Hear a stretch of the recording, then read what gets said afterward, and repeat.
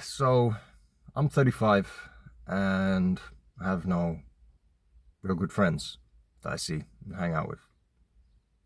Um, there's always been there's reasons for that throughout my life. I think the biggest part, I'm not very social.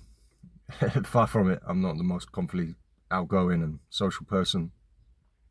I'm actually I've actually have social anxiety, and I'm not saying like a self-diagnosis there. That's a real, actual diagnosis.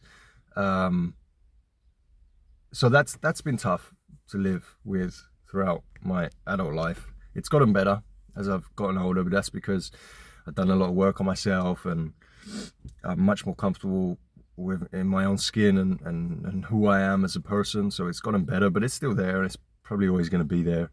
At times, it still gets the better of me. But at times throughout my life, it's been crippling. It's been crippling. It's been really hard, and there's some reasons for that. Going back to when I was a kid, two major reasons. When I was 7 years of age, we moved neighborhood, and very soon after moving, almost all the kids in that neighborhood completely rejected me. They bullied me really badly, really bad, like horrendous bullying. I did a video on it on my other channel. Goes into more detail if you want to check that out. But essentially, they would do things like they would strip me naked and beat me up and whip me with sticks, and throw stones at me in front of everyone, make me eat dirt and all this fucked up shit. It was pretty bad. And that went on for quite a few years. It got to the point where I couldn't even play outside in my neighborhood because I would see at least one of the kids, and they were all older than me. So that went on for a while. But soon after that started happening, my parents got divorced and my dad moved out. And of course, being a kid, you see the world as, it's your fault, and my parents don't love me, and my dad doesn't love me. That's why he's leaving and all that. So those sort of traumas, let's say traumas, yeah, they were the big contributing factors towards that. So, I went through school, and when I was a young kid, I was very outgoing. I was very confident, outgoing, attention seeking. And then all of this went on, and as the years that went on and continued, and I went into teenage years, I started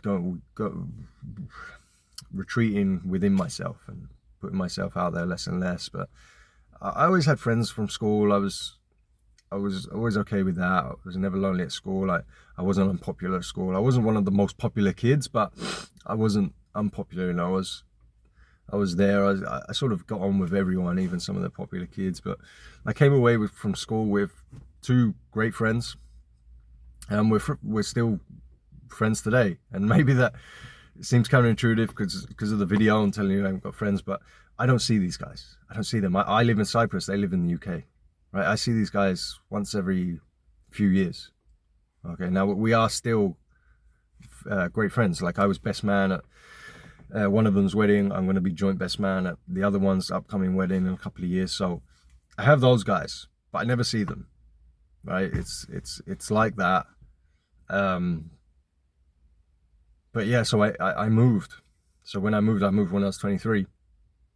Cyprus by myself, completely by myself.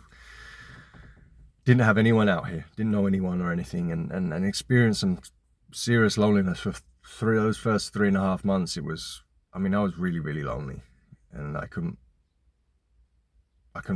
find anyone as friends or anything, and it was really bad. I got to a stage where if I was awake, I was constantly anxious. This anxiety was crippling to the point I had to drink on a daily basis. It was the only thing that stopped it. And I remember being on the phone and breaking down to my mom on the phone, and I'm going to get the first flight out. I can't do this anymore. And anyway, cut a long story short, I then met who turns out to be my wife. And when I met her, it was fine. I was fine. I had, we fell in love, and everything was great. And I stayed, and I'm still here in Cyprus today. Right. But I went into her world. Obviously I did. This was her country. She born and raised here, and she showed me everything about the island and brought me into her world and her social circle. So as the years went on, I would meet other guys, but they tended to be either within her circle or couple friends. Like so many guys who are with a partner, they end up just being friends and couples and stuff. And some of them I didn't really like, I wasn't too keen on, and then there were others that, yeah, I got on really well with and thought we were close and stuff. And as time's gone on, that hasn't been the case. There's a couple of others that I get on well with and stuff, but we're not close. Do you know what I mean? And I sit here and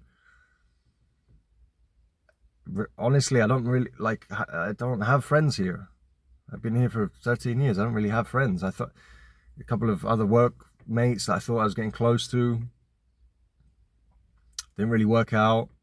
I had to move from that place, and then it turns out, close at all, you just see each other on a daily basis. And I've tried reaching out, I've tried putting in an effort and putting myself out there with a couple of other guys, and you sort of kind of get rejected, and they don't put in any effort, and it stings. But I'm at the stage now, especially since I've had kids, it's just like, I'm okay with it. I'm fine. I don't feel like I need friends. Because I've done a lot of work on myself, and I'm okay. I'm okay with it. I'm okay with myself. I've always enjoyed my own company, always. So that's a big plus. But especially since having kids, I just feel like my wife and my kids, that's enough for me. That's enough. I'm cool. But I would like closer friends. Yeah, I'm not gonna lie, but I don't need it. Whereas before in the past, I felt like I needed it. But I don't feel like I'm in that situation. I need it. I would like it. And it's not like I don't hold a high standard to friendships. You know what I mean? I see a lot of people, especially on this side of the internet, right, the self-improvement space and stuff. They want to only be with winners or guys who are ambitious and stuff like that, or on their level. I think that's kind of sad, to be honest. And I see a lot of people rejecting their real friends for these new high-level guy friends. I'm not like that. If I enjoy your company, if we have a laugh together, we got some things in common, that's cool, man. I don't care if you work at McDonald's or you're a billionaire. I don't care. As long as we hang out, we're cool. I'm not holding my friends to a certain level there, right? A certain level. But I see this a lot. I see this a lot in other married guys. You sort of just, you get busy, you meet a girl, you fall in love, you're all wrapped up in that, and then you have kids, and you just get more isolated within your own families. The next thing you know, you haven't spoken to your friends in ages, and haven't seen them in months, years. Maybe you're not friends anymore. And you got relationship couples and stuff like that, but it's not the same. And there's a lot of people out there, a lot of guys who are lonely as well, just don't have anyone, right? And it's so funny because so often it's just like people don't want to put themselves out there. It's like me, I don't want to put myself out there, right? Because I've got that fear of being rejected again. I've got all these issues from childhood, and if you put yourself out there and put in the effort, it's just the rejection again. And that rejection stings and it hurts, so you stop putting yourself out there. And a lot of guys are like that. A lot of guys just don't want to be rejected, or have so many times that they stop doing it anymore. And so they end up in a situation where they don't have anyone. They don't have any friends. And it's funny because I know this, I speak for myself, and also talking to other guys, it's like, let's say you have you and this other guy, and you're both thinking the same thing. You both don't want to try too hard. You don't want to reach out too much. You're thinking, well, they should put the effort in a bit more. I want them to put the effort in. You know what I mean? Or I don't want to try too hard in case, it doesn't really like me and thinks I'm annoying. Right? One guy's thinking that and the other guy's thinking that. And so you end up in a situation where neither one tries really hard, and then you don't get very close, and you stay not very close, or you just drift apart again as time goes on. And so many guys are like that. I think it's different for women.